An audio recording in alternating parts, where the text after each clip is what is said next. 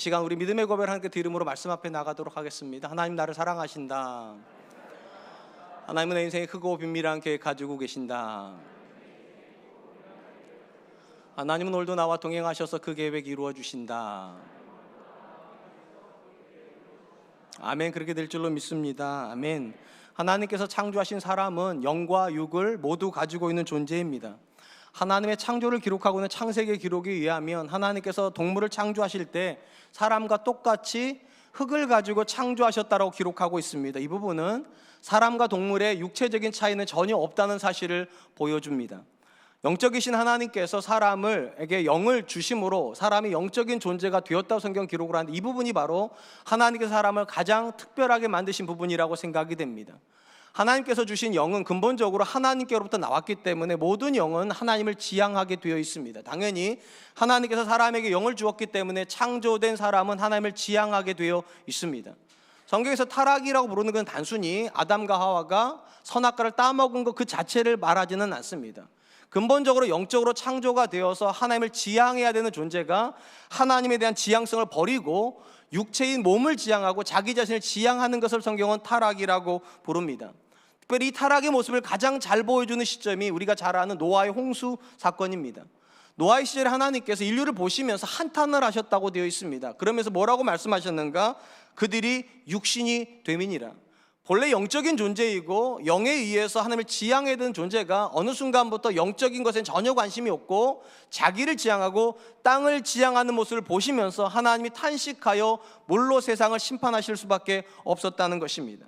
근본적인 관점에서 타락이 영적인 존재가 육적인 존재가 되는 것이라면 이 타락의 반대 개념인 구원은 정반대로 가야 되는 것입니다. 육적인 존재가 영적인 존재가 되어서 땅을 지향하는 것이 아니라 하나님을 지향하는 존재가 되는 것입니다.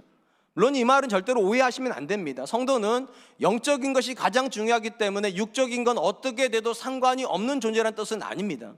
여전히 저와 여러분들은 거듭났음에도 불구하고 육체를 가지고 있기 때문에 먹을 것이 있어야 되고 마실 것이 있어야 되고 입을 것이 있어야 되고 살 집이 있어야만 합니다. 특별히 예수님께서 하신 산상설교에 보면 이런 말씀이 나오죠. 무엇을 먹을까, 무엇을 마실까, 몸을 위하여 무엇을 입을까 염려하지 말라. 만약에 예수님께서 이렇게 말씀하셨다면 우리가 충격을 받아야 됩니다. 무엇을 먹을까, 무엇을 마실까, 무엇을 입을까는 하나도 중요하지 않다. 그랬으면 굉장히 우리에게 신앙생활은 난감한 문제일 것입니다. 그런데 예수님 뭐라고 말씀하셨는가? 염려하지 말라. 그것이 우리에게 있어야 될 것을 하늘 아버지가 이미 아신다. 그 말은 이런 것입니다. 육적인 영역은 신앙의 영역에서도 굉장히 중요한 영역이라는 것인데 왜 중요한가? 이 육적인 영역에서 우리는 하나님이 내 필요를 채우신 아버지라는 사실을 경험하게 될 것이기 때문입니다.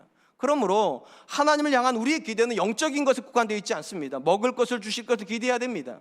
입을 것 주실 것을 기대하여야 됩니다. 하나님께서 우리에게 살아갈 모든 것들을 채우실 것을 기대해야만 합니다. 그러나 그거보다 더 우선적인 것이 있습니다. 우리가 하나님을 지향하는 존재가 되는 것입니다. 요한 사도가 이 부분에 대해서 이렇게 축복을 하죠. 사랑하는 자여, 내 영혼이 잘됨과 같이 내가 범사에 잘되고 강건하기를 내가 간구하노라. 요한 사도가 말하는 축복에서 참 마음에 드는 그런 거예요. 범사가 잘 되었으면 좋겠다. 우리의 눈에 보이는 모든 영역들이 하나님의 은혜 안에서 잘 되었으면 좋겠다. 근데 전제가 하나가 있어요. 내 영혼이 잘됨과 같이. 쉽게 말씀드리면 우리 영혼이 하나님을 지향하고 있는 상태에서 자녀가 잘 커야 의미가 있는 거라는 겁니다. 우리 영혼이 하나님과 좋은 관계를 맺는 상태에서 외적인 영역들이 더 좋은 방향으로 나가야 그것이 의미가 있는 것이라는 것입니다. 근데 영은 아무런 지향성이 없는데 오직 우리 육체만 잘 되는 걸 성경은 그걸 복이라고 부르지는 않는다는 것입니다. 오늘 우리가 살펴보게 될 본문의 말씀은 예수님을 믿어 거듭난 성도가 영적인 존재로 이 땅을 살아간다는 것이 어떤 의미를 가져야 되는가에 대한 말씀이라고 생각이 됩니다. 바울 사도는 구원받은 성도들이 마땅히 살아야 되는 삶에 대해서 이렇게 교훈을 합니다. 16절 말씀입니다. 내가 이르노니 너희는 성령을 따라 행하라. 그리하면 육체의 욕심을 이루지 아니하리라. 성경에서 구원받았다라고 한 이 말을 가장 잘 설명해 주는 단어가 있다면 그건 거듭남이라고 제가 자주 말씀드렸습니다.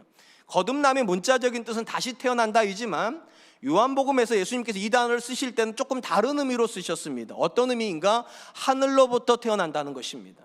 아주 단순히 말하면 이 땅에 우리가 태어나는 순간 우리는 다 죄인으로 태어나고, 죄인은 근본적으로 땅을 지향하게 되어 있고 육체를 지향하게 되어 있습니다. 이 존재가 예수님을 만나면 어떤 존재로 바뀌냐는 거예요. 하늘을 지향하고 하나님을 지향하는 존재로 거듭나게 된다는 것입니다. 그리고 이 거듭남이 일어나는 가장 근본적인 이유는 하나님께서 우리에게 성령을 부으시기 때문이라는 것입니다. 오늘 본문에서 사도 바울이 그렇게 말하는 겁니다. 성령이 부어져서 거듭난 성도는 성령을 따라 행함으로 육체의 욕심을 이루려고 하지 않아야 된다고. 우리가 본문에서 먼저 주목하려고 하는 것은 이것입니다. 성도로 이 땅을 산다는 것은 성령을 따라 사는 것이어야 한다는 것입니다. 우리가 성경에서 배우는 세상의 원리는 간단합니다. 세상은 우리가 생각하는 것처럼 단순히 눈에 보이는 물질계로만 구성되어 있지 않습니다. 세상은 사람들이 인정하든 인정하지 않든 물질계와 영계로 구성이 되어 있고, 그리고 물질계는 영계의 지배를 받습니다. 특별히 성경에 보면 영계를 다스리는 두 주체가 있다라고 기록을 하는데, 한 주체는 마귀이고 또 한 주체는 하나님입니다. 그리고 이 두 주체는 끊임없이 충돌을 합니다. 마귀는 할 수만 있으면 사람을 계속 유혹을 해서 하나님으로부터 벗어나게 하려고 하고, 하나님은 할 수만 있으면 예수님을 통해서 사람을 구원함으로 하나님께 가까이 오게 하시려고 한다는 것입니다. 그래서 세상은 이렇게 설명을 하면 딱 좋습니다. 사람을 가운데 두고 하나님과 마귀가 끊임없이 충돌하는 영적인 전쟁터입니다. 그렇다면 여러분, 마귀는 어떻게 사람을 유혹을 해서 하나님으로부터 벗어나게 합니까? 빌립보서에 보면 이런 말씀이 나옵니다. 빌립보서 3장 19절입니다. 그들의 마침은 멸망이요 그들의 신은 배요 그 영광은 그들의 부끄러움에 있고 땅의 일을 생각하는 자라. 마귀가 한 사람을 다스릴 때 가장 중요하게 여기는 부분이 어떤 건가? 배라는 겁니다. 모든 사람에게 배를 채우는 것을 가장 인생의 중요한 목적으로 삼게 만든다는 것입니다. 눈에 띄는 표현이 이런 거예요. 그들의 신은 배요. 쉽게 말하면 마귀의 다스림을 받고 있는 사람들에게 종교만큼이나 강한 것이 뭔가? 이 배라는 것입니다.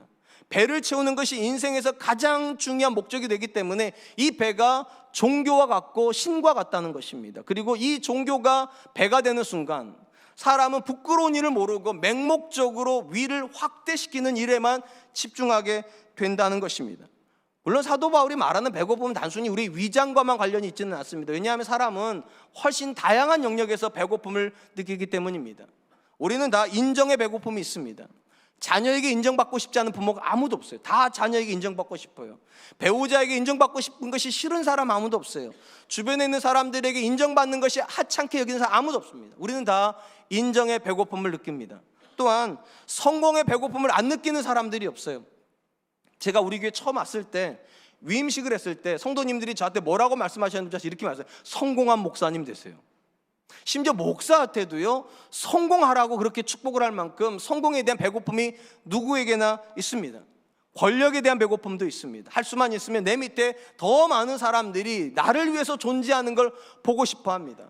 명예에 대한 배고픔도 있습니다. 더 많은 학위를 따고 싶고 더 많은 사람들이 알아주는 그런 사람이 되고 싶습니다. 그리고 이 배고픔이 우리를 주장하는 순간부터는 그 사람은 마귀의 다스림 안에 들어가게 된다는 것입니다. 상대적으로 성령을 따라서 사는 사람들이 느끼는 배고픔은 따로 있습니다. 이 부분에 대해서 우리에게 가장 좋은 본을 보여주신 분은 예수님이십니다. 마태복음 4장에 보니까 예수님께서 성령에 의해서, 그러니까 성령의 인도하심을 받아서 광야로 나가서 40일 동안 금식함으로 시험 받으실 준비를 하셨다고 기록이 되어 있습니다. 40일이 끝난 다음에 마귀가 와서 시험을 합니다. 3가지 시험을 합니다. 그 중에 첫 번째 시험은 우리가 잘 아는 것처럼 돌로 떡을 만들어 먹으라는 것이었습니다. 이 시험을 받으셨을 때 예수님께서 뭐라고 말씀하셨는가? 마태복음 4장 4절 말씀, 예수께서 대답하여 이르시되 기록되었으되 사람이 떡으로만 살 것이 아니요 하나님의 입으로부터 나오는 모든 말씀으로 살 것이라 하였느니라 하시니, 마귀는 육체의 배고픔을 해결하기 위해서 하나님이 아들에게 주신 권세를 써서 너 자신을 위해서 살으라고, 너의 위를 확장시키는 일을 하라고 그렇게 유혹을 했는데, 예수님이 뭐라고 말씀하셨는가? 사람이 떡으로만 살 것이 아니다. 저는 이 말이 참 의미가 있다 생각해요. 사람에게 떡은 의미가 없다 이렇게 말씀하지 않으셨어요. 사람에게 떡이 있어야 됩니다. 사람에게 인정받는 부분이 있어야 됩니다. 사람에게 성공이 있어야 됩니다. 사람에게 명예가 있어야 되는 건 맞아요. 근데 그것이 인생의 본질이 되어서는 안 된다는 거예요. 예수님은 그보다 더 본질적인 것이 있다고 말씀하십니다. 하나님의 입에서 나오는 모든 말씀으로 살 것이다. 그러니까 마귀의 다스림 안에 있는 사람들은 그의 위장에다가 더 많은 것을 채워넣는 것이 인생의 목적이라면, 성령의 다스림을 받는 사람들은 그들의 삶에다가 하나님의 말씀을 한 절이라도 더 담는 것이 궁극적인 목적이고, 위가 인생의 목적인 사람은 철저하게 땅을 지향함으로 땅의 것으로만 충만하려고 하지만, 성령의 사람은 철저하게 하늘을 지향함으로 하나님이 주시는 복으로 인생을 충만하게 하려고 하는 그 욕심을 가지고 있다는 것입니다. 근본적으로 성경이 생각하는 사람은 욕심을 가지고 있는 존재입니다. 이 말을 오해하지 마세요. 예수님 믿는 사람은 욕심이 없는 사람인가? 그렇지 않습니다. 예수님 믿는 사람도 욕심이 있습니다. 다만 그리스도 바깥에 있는 사람이 느끼는 욕심과 그리스도 안에 있는 사람이 느끼는 욕심은 다르다는 것입니다. 그리스도 바깥에서 있는 사람들이 느끼는 모든 욕심은 철저하게 우리의 배와 관련이 있습니다. 앞에서 말씀드렸던 것처럼 다양한 욕심을 느끼는 것 같지만 근본적으로 공통점은 딱 하나예요. 오직 땅에 있는 것으로만 욕심을 채우려고 합니다. 상대적으로 그리스도 안에 있는 사람들도 욕심을 가져요. 근데 이 사람은 전혀 다른 욕심을 가지고 있습니다. 어떻게 하여야 주를 기쁘시게 할 수 있을까? 어떻게 하여야 내 삶에서 하나님의 뜻이 이루어질까? 그리스도 안에 있는 사람들이 느끼는 모든 욕심은 다 영적입니다. 근본적으로 불교하고 기독교는 다른 종교입니다. 왜냐하면 불교는 욕심을 부정하는 종교죠. 욕심이 없어야 돼요. 그러니까 무소유가 불교의 가장 최정점입니다. 상대적으로 기독교의 최정점은요, 무소유가 아닙니다. 더 강한 욕심입니다. 성령이 주시는 욕심이에요. 빌립보서에 보면 너희 안에 행하시는 이는 하나님이시고 소원을 두고 행하신다고 했는데 그 소원이 욕심입니다. 하나님께서 근본적으로 성도에게 이전에 우리가 느끼지 않았던 욕심을 주신대요. 성령이 우리 안에 임하기 이전에는 전혀 가지고 있지 않았던 욕심이 우리 안에 생기는 그 사건이 성령이 임재하는 사건이고, 그 사건에 의해서만 사람은 거듭나게 된다는 것입니다. 이 부분에서도 예수님은 우리에게 귀한 본을 보여주셨습니다. 요한복음에 보면 예수님께서 수가성에 들어가셨을 때 제자들이 예수님을 위해서 우물을 곁에 예수님 놔두리 그대로 계시게 하고 음식을 가지러 가는 장면이 나옵니다. 그리고 음식을 가지고 와서 예수님에게 드실 것을 말씀하셨을 때 예수님이 뭐라고 말씀하시는가? 요한복음 4장 34절입니다. 예수께서 이르시되 나의 양식은 나를 보내신 이의 뜻을 행하며 그의 일을 온전히 이루는 것이니라. 제자들은 육신의 배고픔을 먼저 채우는 것을 우선시하고 있는데 상대적으로 지금 뭐라고 말씀하시는가? 나의 배고픔은 따로 있다고. 하나님의 뜻을 내 인생에 이루는 그 배고픔을 느끼고 있다고. 그런 점에서 여러분, 저와 여러분들이 성령의 사람이고 거듭났다는 것은 어떤 것입니까? 욕심이 없는 지점으로 들어가는 걸 말하는 게 아닙니다. 새로운 욕심을 느낀다는 거예요. 하나님의 뜻이 이루어지는 거예요. 내 삶에서도 하나님이 기뻐하시는 모습이 드러나는 거예요. 내 자녀가 나를 기쁘게 하는 자녀가 되는 것이 아니라 근본적으로 하나님을 기쁘시게 하는 존재가 되는 것, 그걸 보고 싶어 하신 욕심이 생기는 것을 성경은 거듭남이라고 이야기하는 것입니다. 이전까지는 마귀를 따라서 우리 의지와 상관없이 위대해지기를 원했습니다. 위가 위대해지는 것이 우리 인생의 목적이었어요. 근데 성령은 우리에게 새로운 욕심을 주십니다. 하나님의 뜻이 우리 인생에 채워지는 것입니다. 한번 스스로에게 물어보시기 바랍니다. 우리 안에 이 욕심이 있습니까? 분명한 건 이 욕심을 느낀다고 해서 그대로 사는 건 아닙니다. 그런데 못 살지라도 이 욕심을 느끼고 있는 건 굉장히 중요해요. 왜냐? 욕심을 느껴야 변화가 시작이 되기 때문입니다. 여러분들 안에 이 욕심을 주시는 분이 성령님이십니다. 내 자녀에게 정말 선한 영향을 끼치는 부모 되고 싶다, 성령이 주시는 마음이에요. 내 배우자에게 하나님께서 나 때문에 내 배우자가 감사한 사람이 되었으면 좋겠다, 이게 성령이 주시는 마음이에요. 우리 교회 안에서 내가 어떻게 하여야 이 교회를 더 풍성한 은혜 가운데로 들어가도록 섬길 수 있을까, 이 마음 성령이 주시는 거예요. 그리고 그 마음이 있으면 사람은 점진적으로 변화될 것입니다. 사랑하는 성도 여러분, 성도가 구원을 받아 거듭났다는 개념에서 가장 중요한 건 방향성입니다. 본래 사람은 땅을 지향하고 자기 육신을 지향하는 존재였는데 어느 순간 성령이 우리 안에 들어오면 똑같은 욕심이 방향을 바꾸기 시작합니다. 하나님을 기쁘시게 하고 싶어 합니다. 하나님의 뜻이 내 인생에서 이루어지기를 강력하게 원하는 것입니다. 그런 점에서 여러분, 욕심이 없는 신앙 없어요. 세상 일에는 정말 물불 안 가려도 욕심을 내는데 교회 일에 대해서는 욕심이 안 생깁니까? 세상의 지식을 습득하는 일에는 낮밤을 안 가리면서도 하나님의 말씀을 알아가는 데에는 나중에 하지, 나이 들면 하지, 은퇴하면 하지, 혹시 그런 상태에 계십니까? 잘 생각해 보세요. 성령은 그런 분 아니에요. 성령은 우리의 욕심의 방향을 바꾸어 주시는 분, 욕심을 없애는 분이 아니라 전혀 새로운 욕심을 가지게 하시는 분이십니다. 그런 점에서 사도 바울이 지금 우리에게 이렇게 말합니다. 성령을 따라 행하라. 무슨 말입니까? 성령이 주시는 마음을 쫓아가라는 겁니다.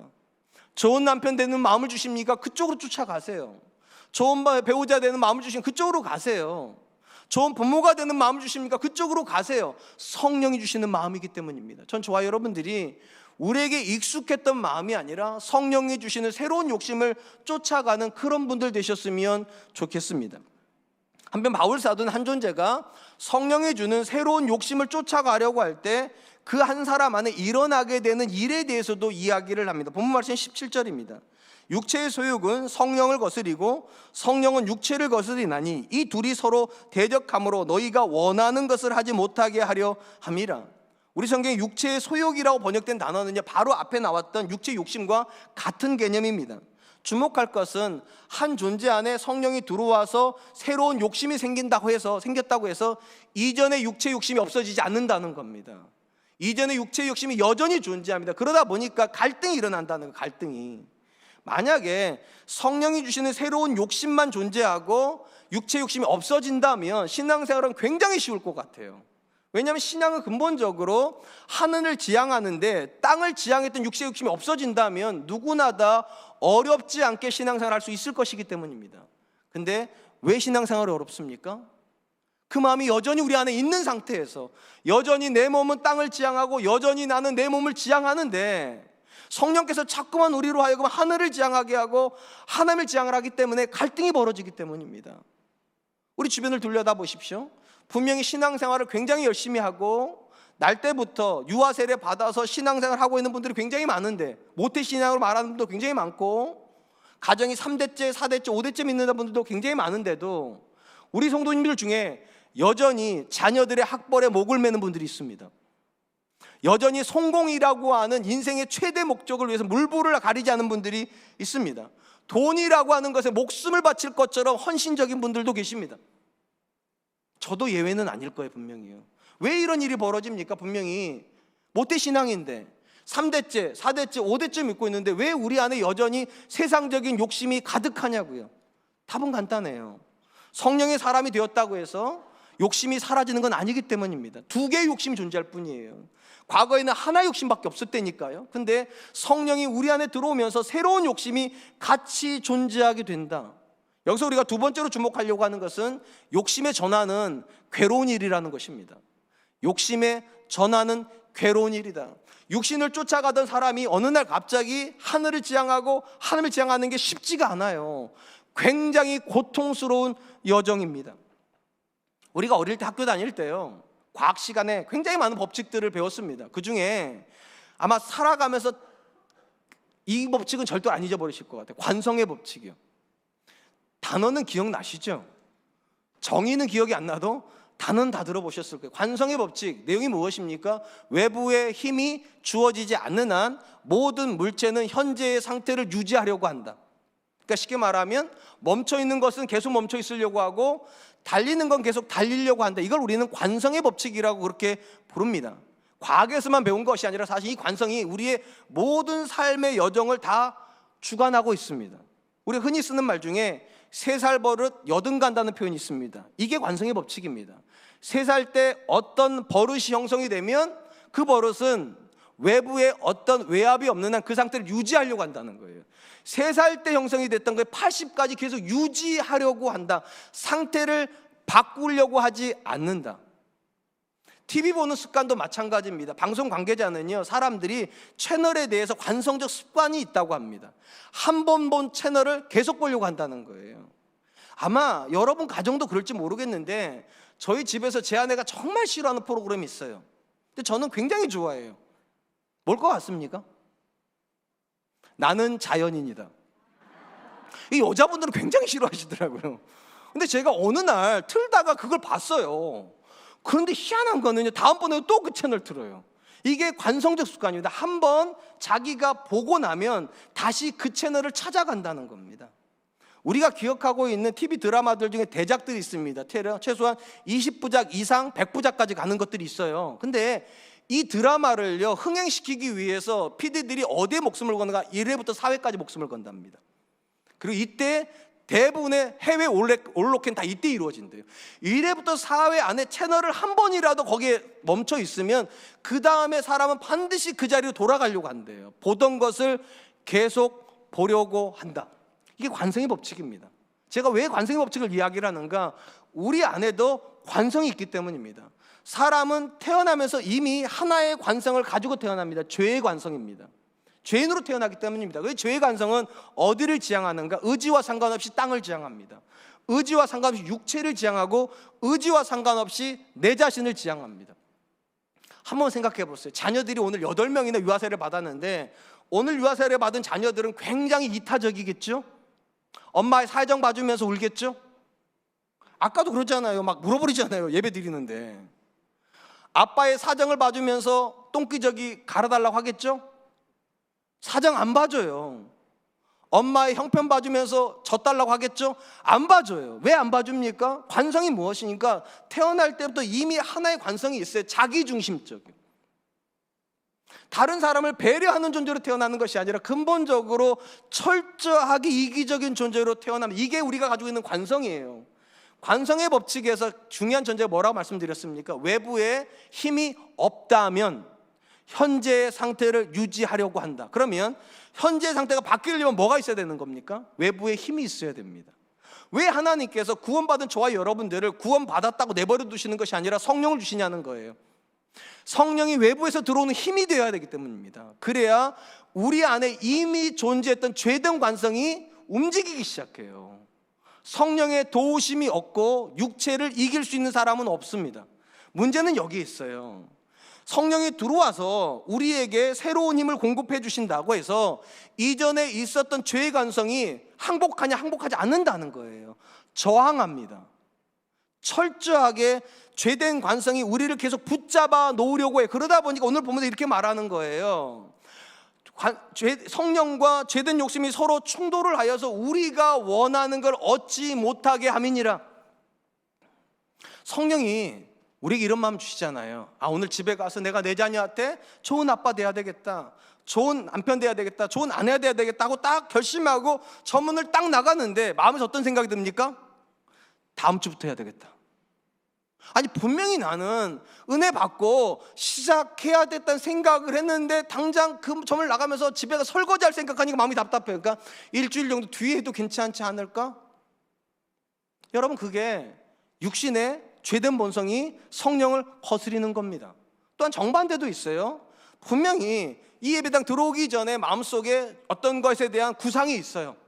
그것이 하나님 뜻에 안 맞는 것 같긴 하지만 그렇게 하면 하나님께서 내가 더 부유케 될 거고 더 성공할 것 같아요. 그래가지고 이 예배만 끝나면 가서 그거 하려고 딱 마음 먹었는데 예배 시간에 쿡 찔려요. 이게 충돌이 일어나요. 혹시 그런 적 없으십니까?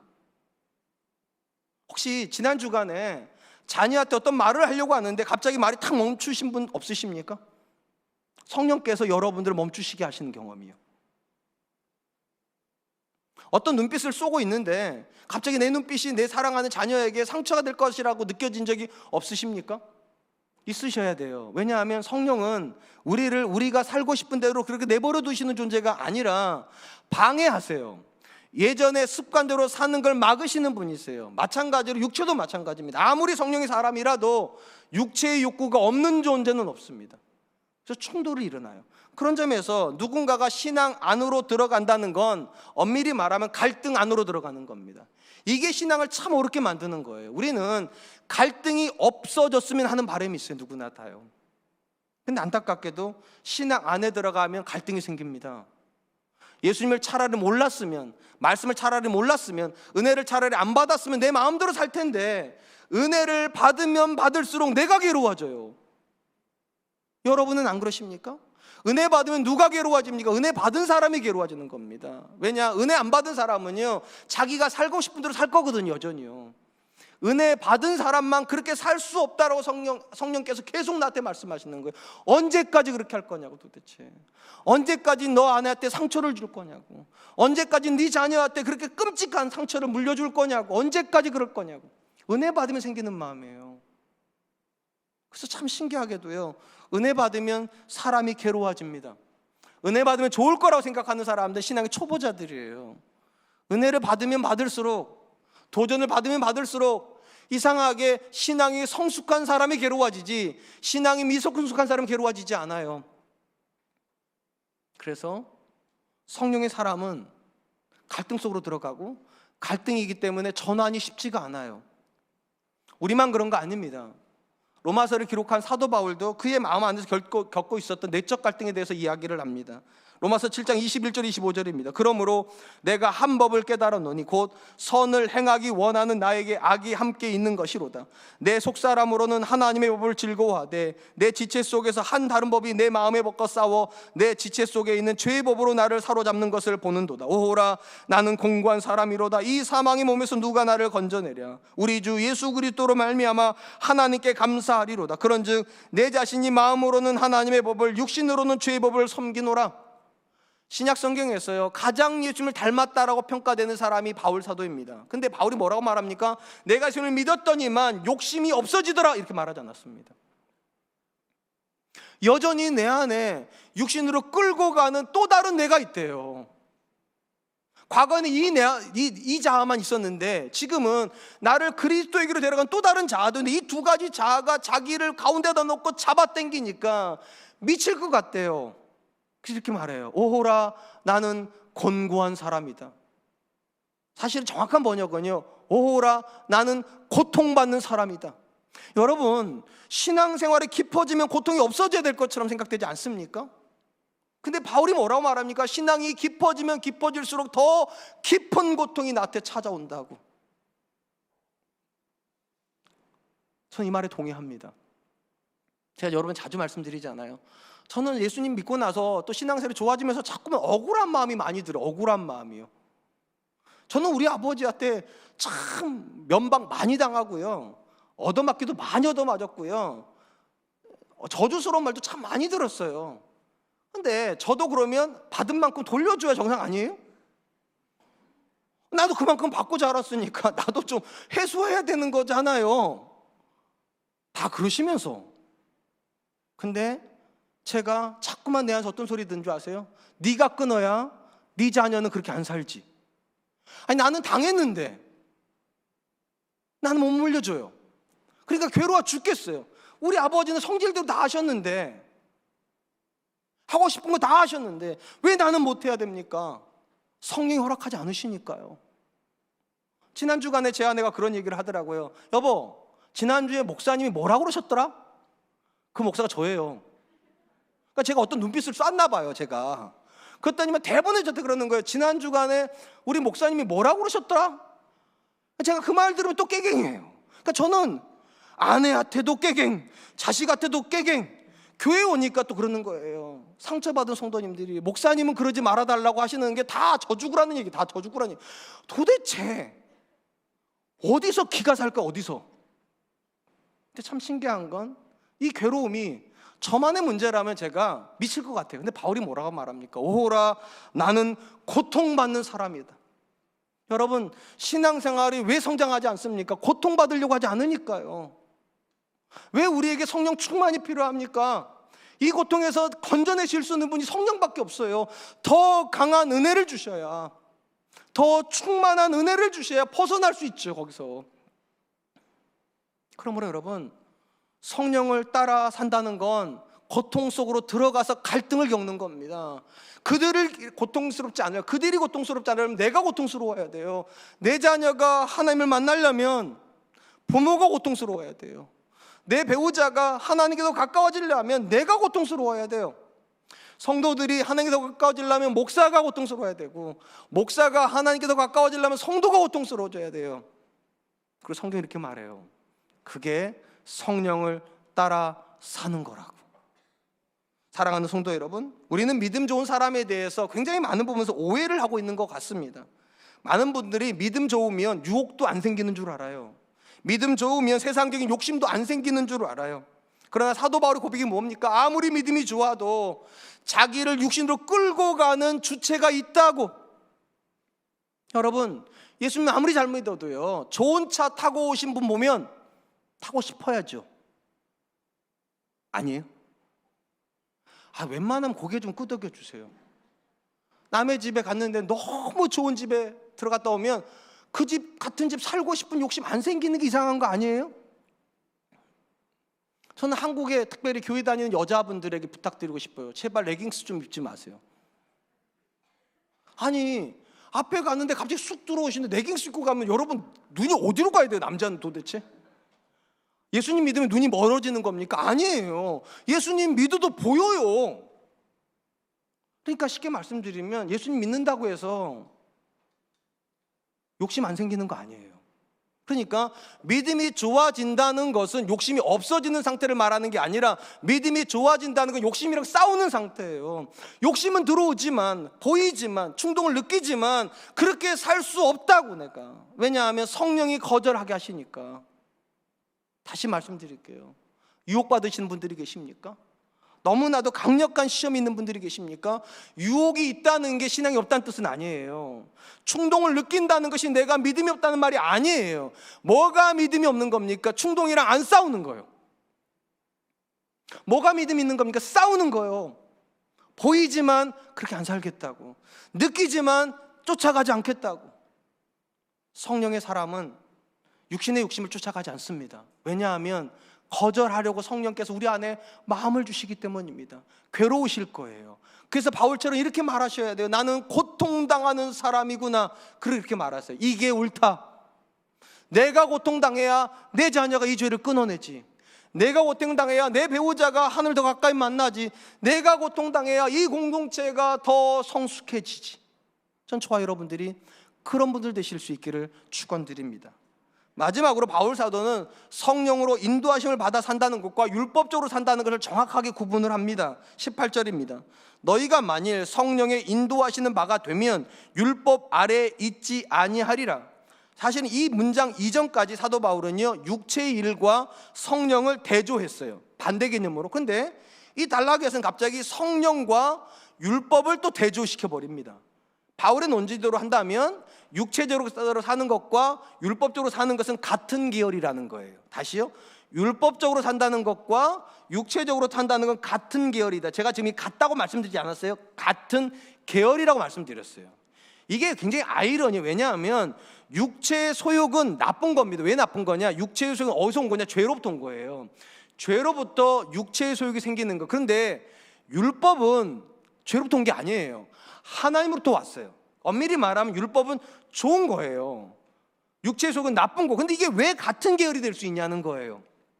이건 간단해요. 죄가 그렇게 만드는 거예요. 죄는 육체의 소욕을 가지고도 죄짓게 하고 좋은 율법을 가지고도 죄짓게 해요. 그게 죄예요.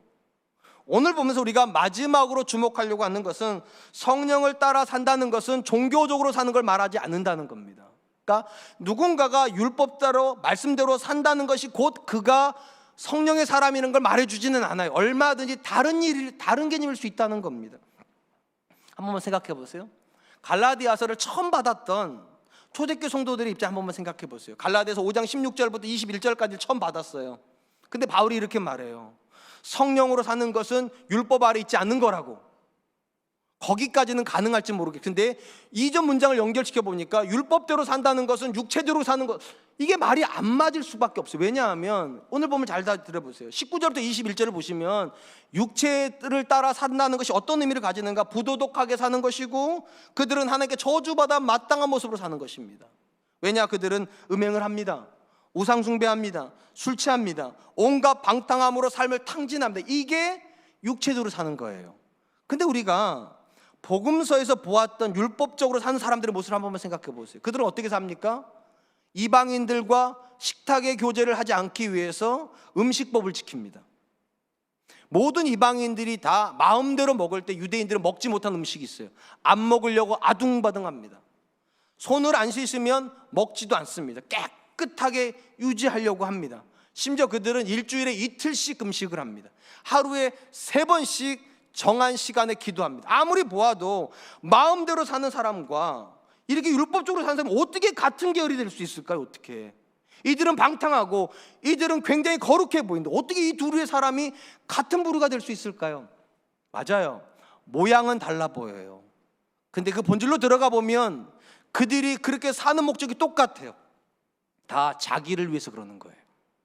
자기를 위해서 무턱대고 방탕하게 사는 거예요. 자기 몸이 원하는 대로 사는 거고, 이쪽에 부른 사람들은 자기가 다른 사람에게 인정받고 싶어서, 저 사람 거룩한 사람이구나, 저 사람 참 신실한 사람이구나, 저 사람은 정말 하나님께서 인정하는 사람, 이 소리 듣고 싶어서 그들은 육체를 따라 사는 것 같지 않지만 근본적으로 육체를 위해서 살고 있는 사람들이라는 것입니다. 바울이 이처럼 육체를 따라 사는 사람들과 그리고 율법을 따라 사는 사람들이 같은 사람이라 말하는 이유는 간단해요. 삶의 방향이 같기 때문입니다. 다 자기를 지향해요.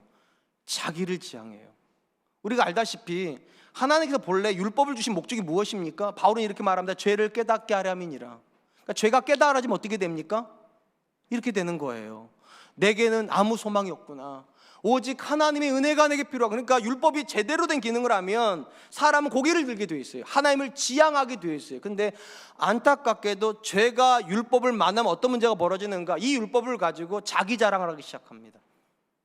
자기의 의로움을 주장하기 시작해요. 그리고 어떤 일을 합니까? 주변에는 모든 사람들 다 정죄해버려요. 그들이 낮아져야 내가 높아지기 때문입니다. 율법주의적인 사람의 가장 큰 특징입니다. 어디를 가든지 간에 자기가 주목받아야 됩니다. 어디를 가든지 간에 자기가 인정받아야 됩니다. 심지어 기도하는 것도 마찬가지고 섬기는 것도 마찬가지고 헌신하는 것도 다 마찬가지예요. 철저하게 자기 중심적입니다. 기억하십시오. 성경이 말하는 성령을 따라 사는 거룩한 성도와 율법을 따라 사는 종교적인 사람은 외형은 비슷할 수 있습니다. 외형은요. 그들도 기도하고 성령의 사람도 기도합니다. 그들도 봉사하고 성령의 사람들도 봉사합니다. 그들도 헌금하고 성령의 사람들도 헌금합니다. 그런데 차이가 있어요. 근본적으로 성령의 사람은 철저하게 자기를 비웁니다. 왜냐하면 하나님의 말씀을 만나면 죄는 살고 자기는 죽어요. 자기 안에는 죄가 발견되기 때문에요. 그래서 다른 사람을 정죄할 겨를이 없어요. 자기 문제를 해결하기 바쁜데 자기를 철저하게 비워요. 누가 드러나게 되는가? 하나님 드러나요. 성령의 사람은 하나님이 드러나서 주변 사람을 하나님께로 데려갑니다. 상대적으로 율법을 쫓아가는 종교적인 사람은 자기를 드러나야 되기 때문에 주변 사람을 다 죽여버립니다. 늘 이렇게 말해요. 목사가 왜 저래? 장로가 왜 저래? 권사가 왜 저래? 이런 말 정말 많이 하는 분들이 계세요. 한 번만 물어볼게요. 한 번이라도 내 자신에게 그런 질문 해본 적 있습니까? 나는 왜 그래? 종교적인 사람은 그 질문 안 합니다. 항상 아내가 왜 그래? 자식이 왜 그래? 아들이 왜 그래? 딸이 왜 그래? 하지 내가 왜 그래를 물어보지를 않아요. 종교적인 사람이에요. 그들은 철저하게 다른 사람을 죽여버립니다. 그러므로 성령을 따라 산다는 것에서 가장 중요한 것이 무엇입니까? 성령을 따라 산다는 것은 나를 죽이는 겁니다. 율법은 그들을 죽이는 거고요. 성령을 따라 사는 것은 철저하게 하나님을 중심으로 하는 것이고, 율법을 따라 사는 것은 철저하게 나를 중심으로 사는 거예요. 한 번이라도 스스로에 물어보세요. 나는 누구를 죽이는 사람입니까? 사랑하는 성도 여러분, 성령을 따라 산다는 것은 절대로 교회를 중심으로 산다는 걸 말하지 않습니다. 굉장히 많은 분들이요, 성령을 따라 사는 걸 교회 중심적이라고 생각하는 분들이 계세요. 아니에요. 교회 중심적인 것이 아니라 하나님 중심적인 겁니다. 내 삶에서 어떻게 하면 하나님을 드러낼 수 있을까? 내가 어떤 말을 해야 내 자녀가 하나님을 만날 수 있을까? 내가 오늘 어떤 눈빛을 내 아내한테, 내 남편한테 보내야 그 눈빛 속에서 하나님의 사랑을 느끼게 할 수 있을까? 하나님 중심적이에요. 상대적으로 율법주의자들은 철저하게 자기 중심입니다. 내 아내가 나한테 어떻게 하면 잘해줄까? 내 자녀가 어떻게 해야 나한테 잘하게 만들 수 있을까? 어떻게 하면 교회가 나를 알아줄까? 바라기는요, 다른 사람을 죽이는데 하나님 말씀을 쓰지 마세요. 다른 사람을 판단하는데 하나님 은혜도 쓰지 마세요. 모든 은혜, 모든 말씀은 나를 죽이는 데 쓰세요. 내가 죽어야 하나님이 삽니다. 내가 죽어야 자녀가 삽니다. 내가 죽어야 가정이 삽니다. 내가 죽어야 나라가 삽니다. 그래서 성령은 철저하게 나를 쳐서 복종시키게 만듭니다. 전 저와 여러분들이 그런 분들 되셨으면 좋겠습니다. 이제 말씀을 맺겠습니다. 사도 바울은요, 한 존재가 구원받았다는 것은 성령의 사람이 되는 거라고 말을 했고요, 오늘 본문은 그 성령의 사람들에게 세 가지 권면을 합니다. 첫 번째, 성령의 사람은 성령을 따라 살아야만 합니다. 성령을 따라 산다는 것은 새로운 방향으로 우리의 삶이 바뀐다는 거예요. 하나님께서 성령을 통해 우리에게 새로운 욕심을 주실 것이기 때문입니다. 욕심이 없는 상태가 아니라 새로운 욕심을 가지는 거예요. 무엇을 하여야 주를 기쁘시게 할까? 이 질문을 하는 사람이 성령의 사람입니다. 두 번째, 성령의 사람은 갈등하는 사람입니다. 내가 하나님을 기쁘시게 하는 삶을 살려고 하면 내 안에 있는 죄된 본성이 우리를 끊임없이 괴롭힙니다. 그래서 이렇게 말해야 돼. 예수 믿는 게 이렇게 고통스러운가? 인정하셔야 돼요. 내가 고통스러워야 하나님의 뜻이 이루어집니다. 세 번째, 성령의 사람이 된다는 건 종교적으로 된다는 것이 아니라 나를 부인하여 내 주변에 있는 사람들을 하나님께로 인도하는 사람이 된다는 것입니다. 그러므로 하나님의 말씀으로 그들을 판단하려고 하지 마세요. 하나님의 말씀으로 나를 판단하세요. 내가 이 말씀대로 살고 있나? 오늘 내가 어떻게 해야 내 주변 사람들에게 하나님의 살아계심을 보여줄 수 있을까? 그것이 우리의 가장 강력한 힘이 될 수 있기를 주님의 이름으로 축원드리겠습니다. 이 시간 주신 말씀을 기억하고서 세 가지를 위해서 기도했으면 좋겠습니다. 첫 번째, 하나님, 저에게 주신 성령을 따라서 새로운 욕심으로 인도되는 사람 되게 해주십시오. 하나님이 기뻐하시는 일을 욕심내는 사람 되게 해주십시오. 두 번째, 하나님, 내 삶의 방향이 전환될 때, 내 안에 갈등과 고통이 일어날 때 하나님 그것을 자연스럽게 받아들이는 사람 되게 해주시고, 내가 고통당해서 그리스도께서 평안하시고, 내가 고통당해서 우리 가정과 교회가 세워질 수 있다면 하나님, 내가 고통받는 삶 살게 하여 주십시오. 세 번째, 종교적인 삶을 지향하는 사람이 아니라 철저하게 하나님 중심적인 삶을 지향하게 해주십시오. 나를 부인하게 해주시고, 그래서 내 주변에 있는 사람들이 하나님 만날 수 있도록 주님 도와주시옵소서. 우리 같이 한 번만 기도하도록 하겠습니다. 기도하겠습니다.